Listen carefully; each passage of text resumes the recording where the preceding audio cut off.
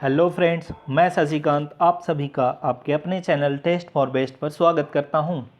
आज बिहार दरोगा special test series का ये छठा वीडियो है।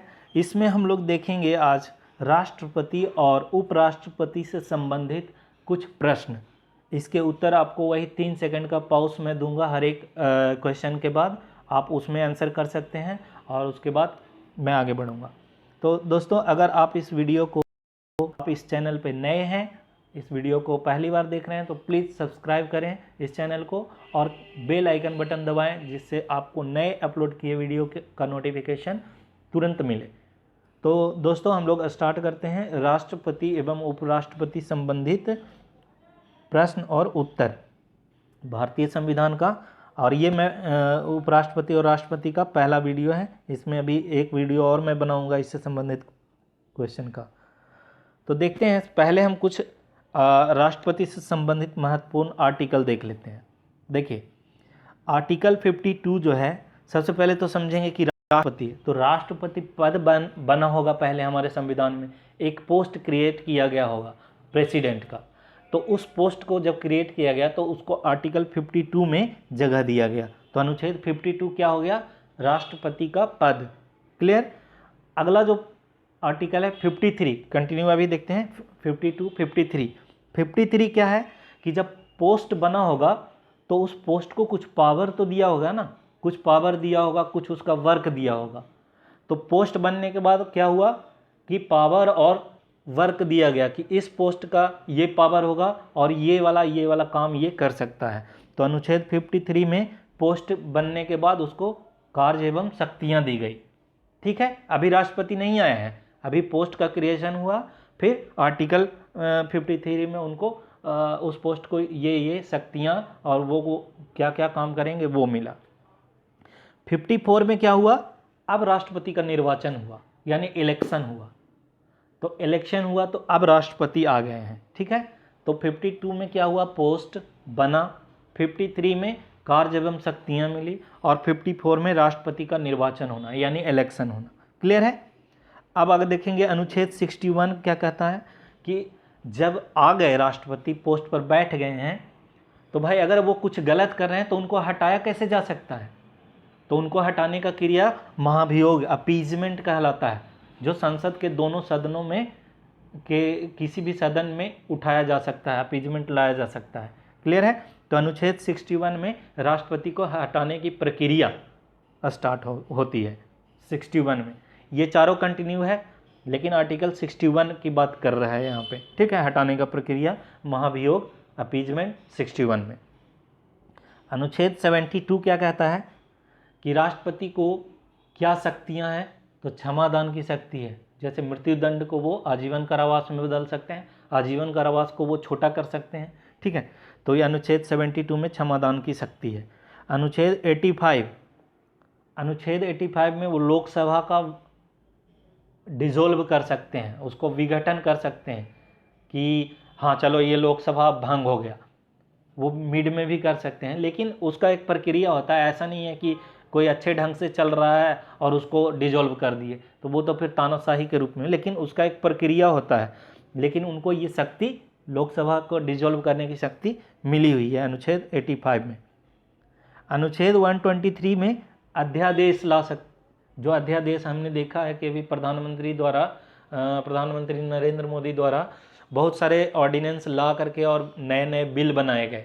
ठीक है, और उस बिल को वहाँ पे पास कराया गया, पास नहीं कराया गया, वो अध्यादेश ला करके और बिल को आगे बढ़ाया गया है। ठीक है, उसका एक लिमिट टाइम होता है, आपको वो बिल आगे पास करवाना पड़ेगा। लेकिन अध्यादेश अनुच्छेद 123 में राष्ट्रपति उसको ला सकते हैं, राष्ट्रपति के थ्रू वो बिल को आगे बढ़ाया जा सकता है। क्लियर।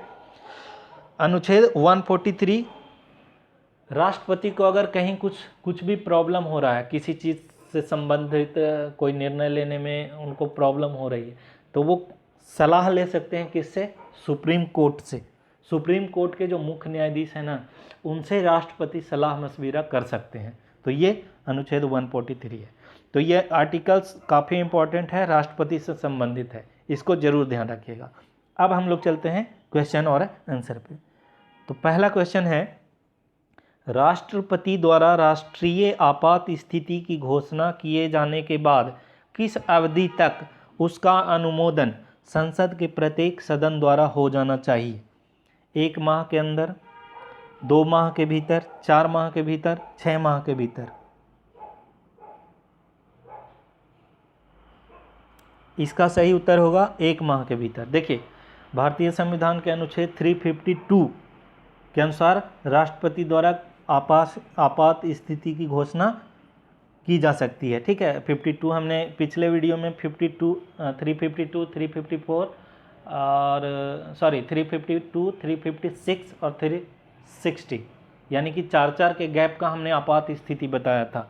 ठीक है, तो इसका जो है टाइम पीरियड वो 1 महीने के अंदर में हो जाना चाहिए। क्लियर है? नेक्स्ट, उपराष्ट्रपति पदेन अध्यक्ष हैं राज्यसभा का, लोकसभा का, योजना आयोग का, राष्ट्रीय विकास परिषद का? इसका सही उत्तर होगा ए, राज्यसभा का।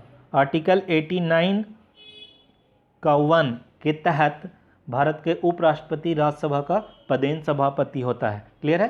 संविधान में आर्टिकल 89 का फर्स्ट के में ये इनके बारे में जिक्र की गई है कि राज्यसभा का ये अध्यक्ष हो सकते हैं। क्लियर है? आगे, राष्ट्रपति होते हैं लोकसभा का सदस्य, राज्यसभा का सदस्य, किसी भी सदन का सदस्य, या सांसद नहीं होते?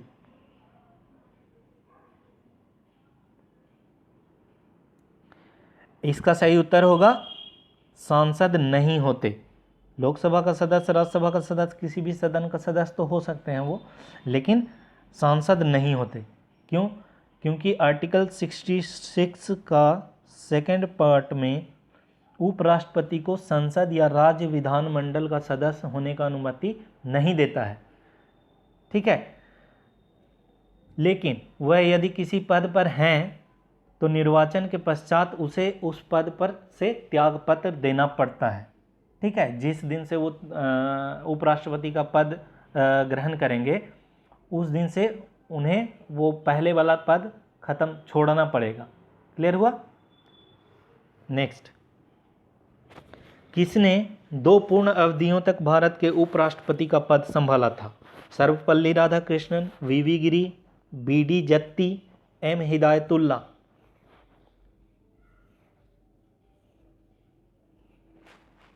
इसका सही उत्तर होगा एस राधाकृष्णन, यानी सर्वपल्ली राधाकृष्णन। ये 1952 से 57, फिर 57 से 62 तक पूर्ण अवधियों तक ये भारत के उपराष्ट्रपति का पद इन्होंने संभाला था। क्लियर है? आगे देखेंगे, भारत का राष्ट्रपति किसका एक अभिन्न भाग है? संसद, लोकसभा, राज्यसभा, मंत्रिपरिषद? इसका सही उत्तर होगा संसद का। देखिए, संसद कैसे क्रिएट हुआ? ये संसद है तो संसद 3 चीज़ है यहाँ पे, राष्ट्रपति, लोकसभा और राज्यसभा। तो संसद का ये अभिन्न अंग है राष्ट्रपति। क्लियर हुआ? नेक्स्ट, राष्ट्रपति द्वारा संसद के लिए एंग्लो इंडियन समुदाय के कितने सदस्यों को नामित किया जा सकता है? 2, 4, 8 या राष्ट्रपति के विवेक पर आधारित है, वो कितना भी कर सकते हैं।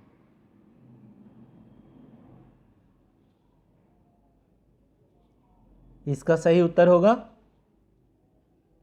2।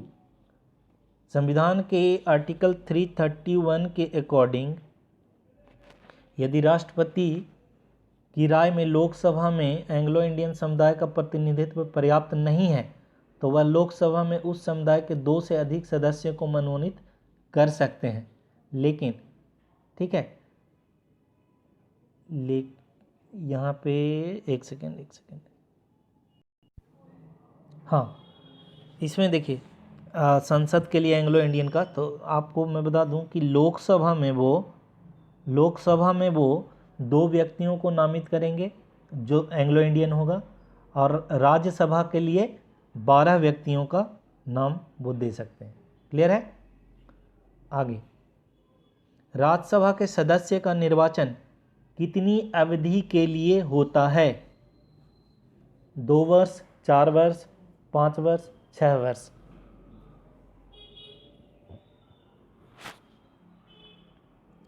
इसका सही उत्तर होगा डी, 6 वर्षों के लिए। देखिए, राज्यसभा में कुल अधिकतम संख्या कितनी हो सकती है राज्यसभा के सदस्यों की? तो अधिकतम संख्या हो सकती है 250। क्लियर है? और राज्यसभा राष्ट्रपति द्वारा नामित किए जाने वाले 12 सदस्य और जो संघ शासित राज्य है उनके क्षेत्रों के 238 से अधिक प्रतिनिधियों से मिलकर, मतलब राज्य और केंद्र शासित प्रदेश के 238 से अधिक प्रतिनिधि मिलाकर के ये टोटल संख्या कितनी होती है? 250। तो 250 में 12 हो गए कौन? एंग्लो इंडियन, और 238 डिफरेंट स्टेट से जो आएंगे वो। ठीक है? और इनका कितने दिनों के लिए ये चुने जाते हैं? 6 वर्षों के लिए। ठीक है? राज्यसभा का कभी विघटन नहीं होता, ध्यान रखिएगा। राज्यसभा का कभी विघटन नहीं होता, मतलब डिसॉल्व नहीं होता। उनके जो जिस सदस्य का, जितने सदस्यों का कार्यकाल 6 वर्ष के लिए पूरा हो जाता है, उतने सदस्यों का फिर वो चुनाव होता है अलग अलग राज्यों से, उनकी जहाँ से वो सदस्य रहते हैं वहीं के लिए फिर से वहाँ चुनाव होकर के वो आएंगे। ठीक है? नेक्स्ट, राज्यसभा के लिए राष्ट्रपति द्वारा कितने सदस्य नामित किए जाते हैं? 2, 12, 15, 20।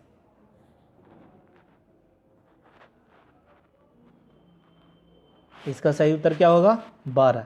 अभी हमने बताया था कि 12 राज्यसभा में और 2 लोकसभा में एंग्लो इंडियन वगैरह का वो देते हैं, लेकिन 12 जो रहते हैं ना, उसमें बहुत सारे क्षेत्र से रिलेट रहते हैं। जैसे कला से रिलेट है, कला से रिलेटेड व्यक्ति को नॉमिनेट कर सकते हैं। साहित्य से रिलेटेड जो व्यक्ति होंगे उनको नॉमिनेट कर सकते हैं। सामाजिक सोशल जो वर्कर होते हैं उनको कर सकते हैं। ठीक है? तो अलग अलग क्षेत्रों से वो 12 व्यक्तियों को राज्यसभा में भेज सकते हैं सदस्य के रूप में। क्लियर है? और ये किस आर्टिकल के तहत इनको शक्ति है? 81 आर्टिकल के तहत। ठीक है? राष्ट्रपति ये सभी से, मंत्रिपरिषद वगैरह से सलाह करके इन सभी व्यक्तियों को राज्यसभा में भेज सकते हैं। नेक्स्ट, यदि लोकसभा का अध्यक्ष त्याग पत्र देना चाहे तो वह अपना त्याग पत्र निम्न में से किसको संबोधित करेगा, मतलब किसको देगा? भारत के राष्ट्रपति को, उपाध्यक्ष को, प्रधानमंत्री को, मंत्रिमंडल को?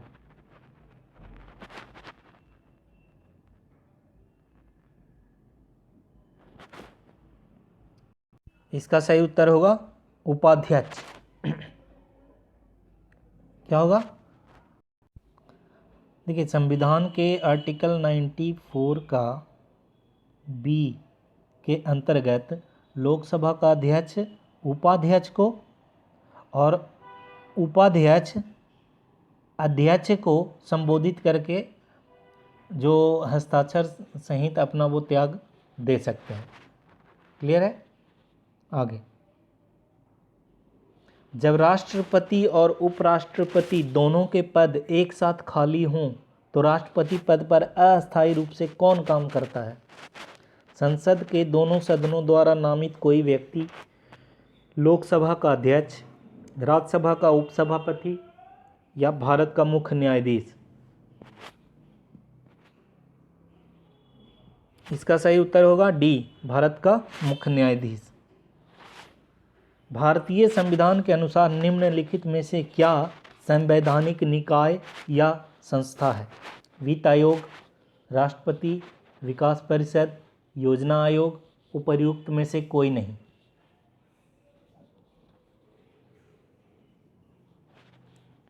इसका सही उत्तर होगा वित्त आयोग। ठीक है?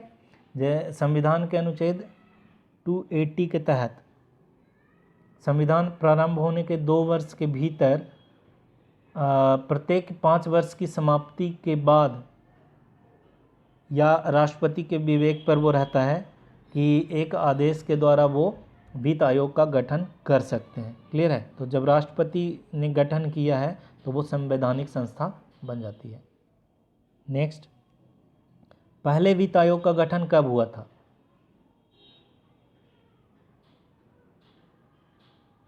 सही उत्तर है 1951 में।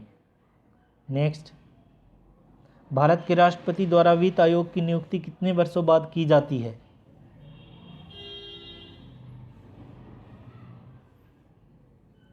सही उत्तर है 5 वर्ष। अभी हमने पीछे डिस्कस किया था कि 5 वर्ष या उनके विवेक पर है, लेकिन 5 वर्ष की समाप्ति के बाद वो कर सकते हैं। ठीक है। केंद्र सरकार किसकी सिफारिशों के आधार पर भारत की समेकित निधि से राज्यों को सहायता अनुदान देती है? योजना आयोग, वित्त मंत्री, वित्त आयोग, राष्ट्रीय विकास परिषद।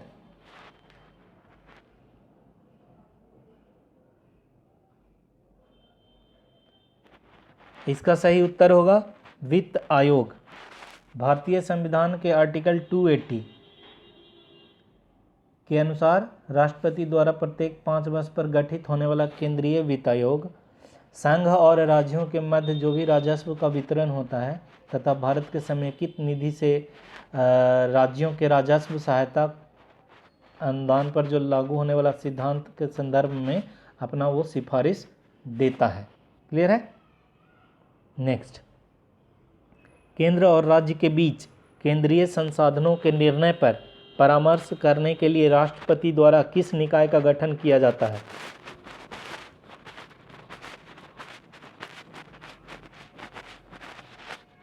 सही उत्तर है वित्त आयोग का।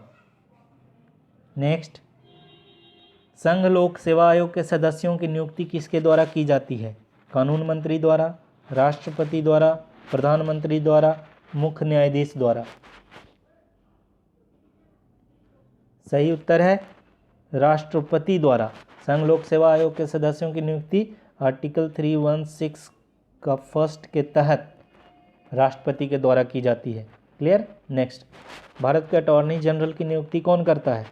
सभी राज्य के मुख्यमंत्री मिलकर, भारत के राष्ट्रपति, कानून मंत्री या प्रधानमंत्री?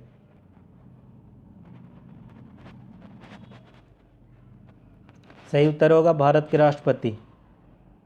देखिए, अटॉर्नी जनरल की नियुक्ति भारतीय संविधान के आर्टिकल 76 के फर्स्ट के तहत राष्ट्रपति उच्चतम न्यायालय के न्यायाधीश के बराबर योग्यता रखने वाले व्यक्ति को ही भारत का महान्यायवादी, हिंदी में अटॉर्नी जनरल को महान्यायवादी कहते हैं।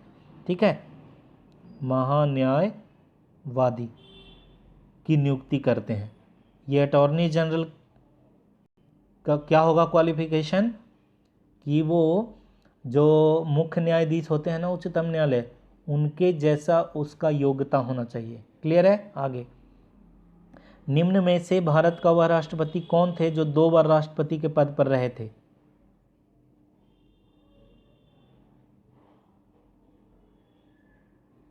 सही उत्तर है इसका C, Neelam Sanjiva Reddy, sorry D, doctor Rajendra Prasad. ये कब से कब रहे थे? 26 जनवरी 1950 से 13 मई 1962 तक। 26 जनवरी 1950 से 13 मई 1962 तक ये राष्ट्रपति रहे थे। क्लियर है? चलिए आगे देखते हैं। देश की सशस्त्र सेनाओं का सर्वोच्च कमांडर इन चीफ कौन होता है? ये तो सभी को पता है, राष्ट्रपति ही भारत के तीनों सेनाओं के सर्वोच्च होते हैं। निम्नलिखित में से वह व्यक्ति कौन है जो अनुच्छेद 143 के अधीन किसी मामले को सलाहकार या राय के लिए भारत के उच्चतम न्यायालय को भेज सकता है? भारत के राष्ट्रपति। शुरू में ही हमने डिस्कस किया था 143 के तहत भारत को के राष्ट्रपति को यह अधिकार है कि वो किसी मसले पर विचार विमर्श कर सकते हैं उच्चतम न्यायालय के मुख्य न्यायाधीश के साथ। क्लियर है? नेक्स्ट, राष्ट्रपति और उपराष्ट्रपति से संबंधित चुनाव विवादों का समझौता करने का अधिकार उच्चतम न्यायालय को है। यह उसका मौलिक अधिकार है, पुनर्वादिक अधिकार है, परामर्शी अधिकार है, बहुमुखी अधिकार है। इसका सही उत्तर होगा मौलिक अधिकार है। राष्ट्रपति और उपराष्ट्रपति से संबंधित जो भी चुनाव का विवाद होगा ना, वो उच्चतम न्यायालय का उसका मौलिक अधिकार है। आर्टिकल 71 के तहत दिया गया है उसको मौलिक अधिकार कि निपटारा कौन करेगा? उच्चतम न्यायालय। एकल हस्तांतरण में मतदान पद्धति में हर मतदाता व्यक्त कर सकता है क्या? केवल 2 विकल्प, केवल 1 विकल्प, भरे जाने वाले पदों से एक कम विकल्प, या इतने विकल्प जितने चुनाव में प्रत्याशी हैं?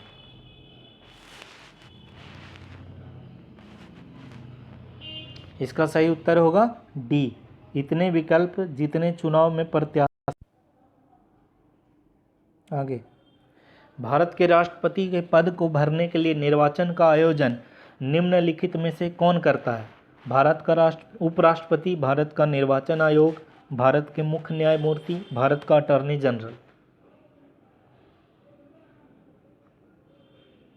इसका सही उत्तर होगा भारत का निर्वाचन आयोग।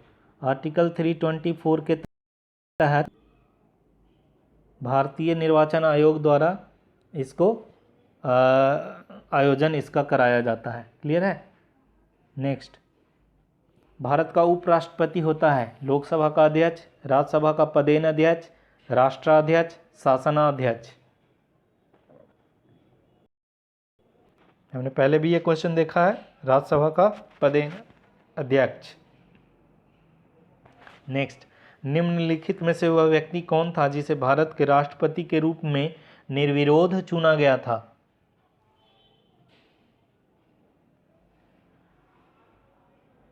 सही उत्तर होगा डॉक्टर नीलम संजीव रेड्डी। इनका कार्यकाल जो रहा था 25 जुलाई 1977 से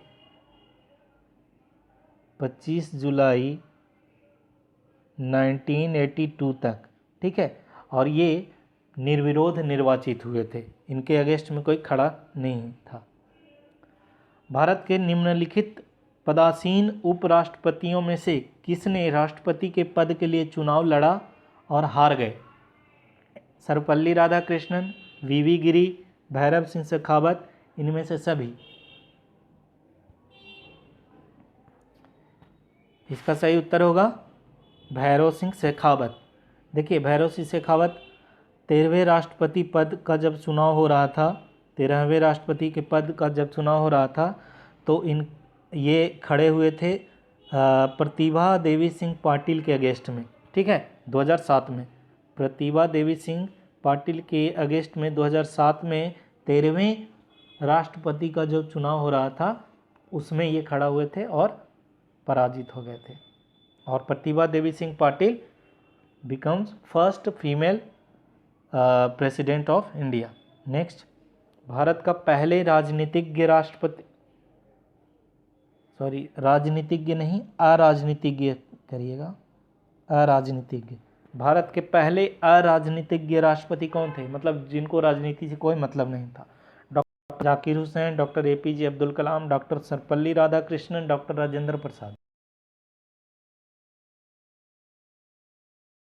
सही उत्तर होगा डॉक्टर एपीजे अब्दुल कलाम। इनको राजनीति से कोई लेना देना नहीं था। ये क्या थे? एक साइंटिस्ट थे, ठीक है, परमाणु वैज्ञानिक थे। और इनका कार्यकाल क्या रहा था? 25 जुलाई 2002 से 25 जुलाई 2007 तक। क्लियर है? नेक्स्ट, इनको लोगों का राष्ट्रपति भी बोला जाता है। इनको लोगों का राष्ट्रपति, पीपल्स प्रेसिडेंट भी कहा जाता है। क्लियर?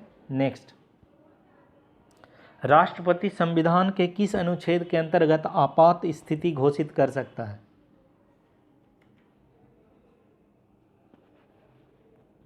इसका सही उत्तर है आर्टिकल 352 के तहत आपात स्थिति घोषित कर सकते हैं, ठीक है। देखिए 3 तरह के आर्टिकल हमने बता रखे हैं, पिछले वीडियो में बताया, इसमें भी मैंने शुरू में डिस्कस किया है। 352, 356 और 360। ये क्या हो गया, ये संबंधित हो गया आपात स्थिति, ठीक है। ये संबंधित हो गया राज्य में जो राष्ट्रपति शासन लगता है। और 360 हो गया वित्तीय अगर आपात स्थिति आ गया तो 360 अभी तक एक बार भी इंडिया में लागू नहीं हुआ है। 356 कई बार कई अलग अलग स्टेट में कई बार राष्ट्रपति शासन लगता है। 352 कितनी बार हुआ है देखिए 352 आपको 1962 में, ठीक है, भारत चाइना का जब युद्ध हुआ था उस टाइम, 1971 में भारत पाकिस्तान के युद्ध के समय, और 1975 में आंतरिक जो अशांति फैला था भारत में, जिस टाइम क्या बोला जाता है कि इंदिरा गांधी की जो हत्या हुई थी, ठीक है, उस टाइम, सॉरी इंदिरा गांधी की हत्या नहीं, इंदिरा गांधी इमरजेंसी लागू करवाए थे, ठीक है, 1975 में, हत्या नहीं। तो तीन बार 352 का हुआ है, 356 का कई बार हो गया है, 100 क्रॉस कर गया है। 360 अभी तक एक बार भी नहीं हुआ है। क्लियर। नेक्स्ट, राष्ट्रपति ने अब तक कितनी बार राष्ट्रीय आपातकाल, केवल एक बार, 2 बार, 3 बार, कभी नहीं।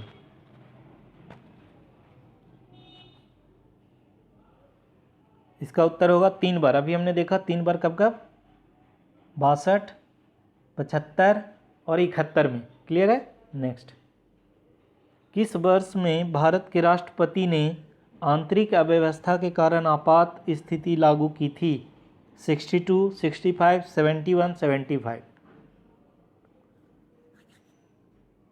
सही उत्तर होगा 75, जो इमरजेंसी लागू कराया गया था इंदिरा गांधी के द्वारा। इंदिरा गांधी उस टाइम प्रधानमंत्री थी, ठीक है, तो राष्ट्रपति के द्वारा 1975 में इमरजेंसी लागू किया गया था। तो दोस्तों 30 क्वेश्चन हमने देखे हैं राष्ट्रपति और राष्ट्रपति से संबंधित। अगले वीडियो में हम 30 से 32 क्वेश्चन और लेकर के आएंगे इन्हीं से संबंधित। तब तक के लिए थैंक यू।